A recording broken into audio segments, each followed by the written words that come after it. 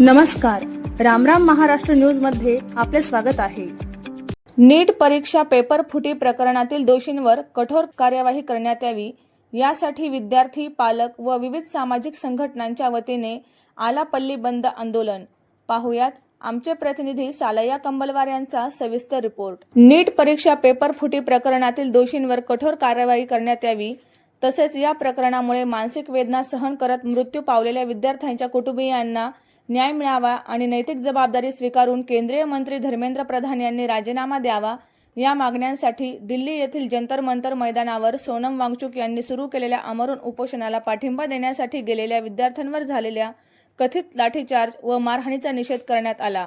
या निषेधार्थ दिनांक 23 जुलै 2026 रोजी गडचिरोली जिल्ह्यातील आलापल्ली येथील मुख्य चौक क्रांतिसूर्य वीर बाबूराव सडेमक स्मारक परिसरात शेतकरी, विद्यार्थी, पालक व विविध सामाजिक संघटनांच्या वतीने आलापल्ली बंद आंदोलन करण्यात आले। आंदोलनकर्त्यांनी नीट पेपर फुटी प्रकरणाची निष्पक्ष चौकशी करून दोषींवर कठोर कार्यवाही करावी, या प्रकरणामुळे प्रभावित विद्यार्थ्यांना व मृत विद्यार्थ्यांच्या कुटुंबियांना न्याय द्यावा तसेच केंद्रीय मंत्री धर्मेंद्र प्रधान यांनी नैतिक जबाबदारी स्वीकारून राजीनामा द्यावा अशी मागणी केली आहे। यानंतर आंदोलनकर्त्यांनी अहेरीचे उपविभागीय पोलीस अधिकारी यांच्या माध्यमातून शासन व प्रशासनाला विविध मागण्यांचे निवेदन सादर केले। आंदोलनादरम्यान शेतकरी, विद्यार्थी, पालक आणि सामाजिक संघटनांचे पदाधिकारी व कार्यकर्ते मोठ्या संख्येने उपस्थित होते। विद्यार्थी दिल्ली येथे जंतर मंतरवर आंदोलन करीत होते।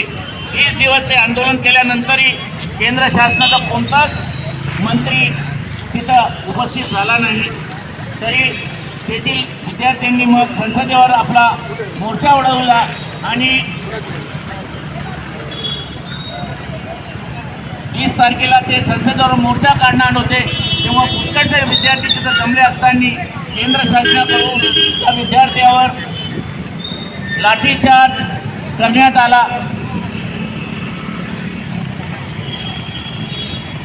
ते लहान लहान विद्यार्थी काय पुष्कळचे मुलं झाले, तरी त्याबद्दल आज आलापल्ली वासियांतर्फे हे आंदोलन करण्यात येत आहे। तरी समस्त आलापल्ली वासियांना निवेदन आहे की आपण सुद्धा या आंदोलनामध्ये सहभागी व्हावं ही विनंती। अशाच नवनवीन बातम्या पाहण्यासाठी आमच्या चॅनलला सबस्क्राईब करा, फेसबुक आणि इंस्टाग्राम पेजला फॉलो करा।